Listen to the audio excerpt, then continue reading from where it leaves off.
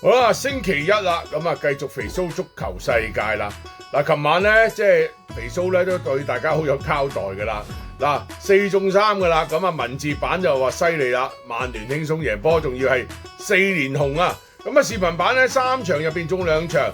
唯獨是冇辦法啦，利物浦嗰場真係對方打得好，氣勢啊、決心啊，所有嘢都喺利物浦之上，輸得心服口服。咁但係另外2場咧都 OK 嘅。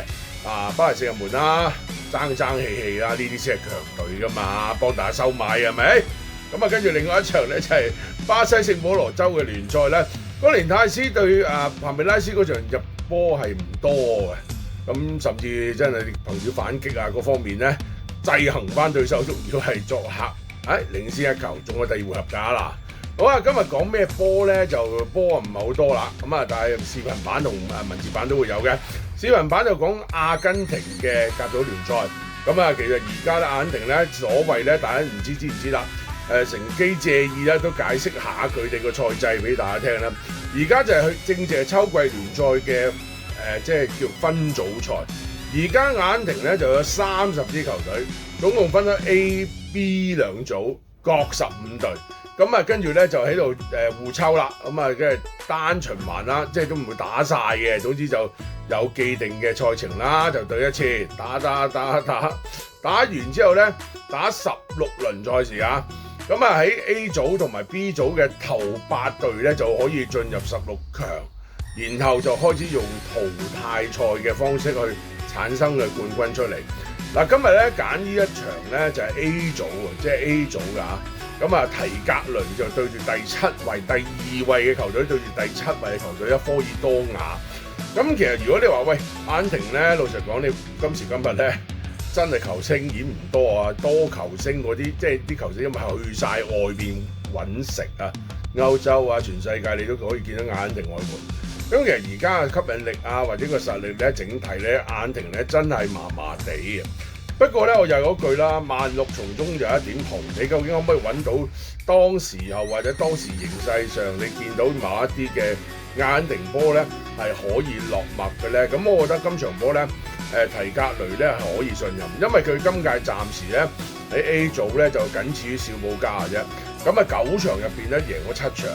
佢輸嗰2場咧仲要係作客賽事。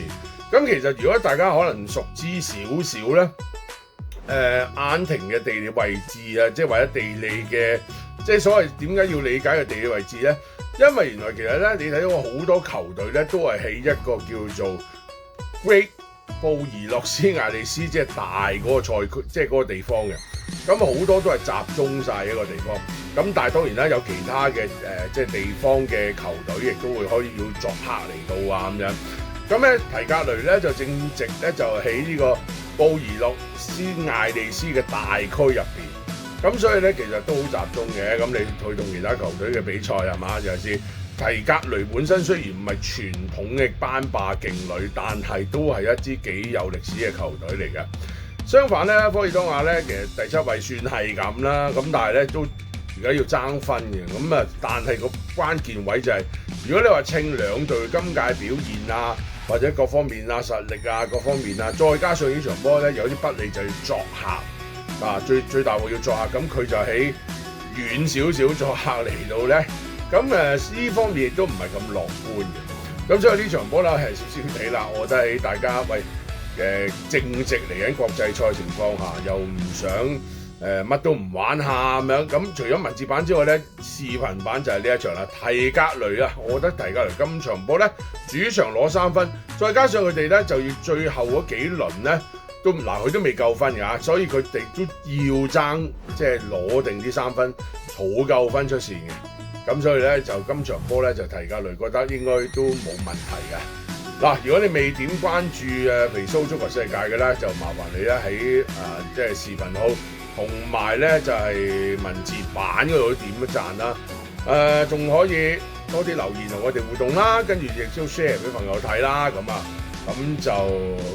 為之冇走雞啦。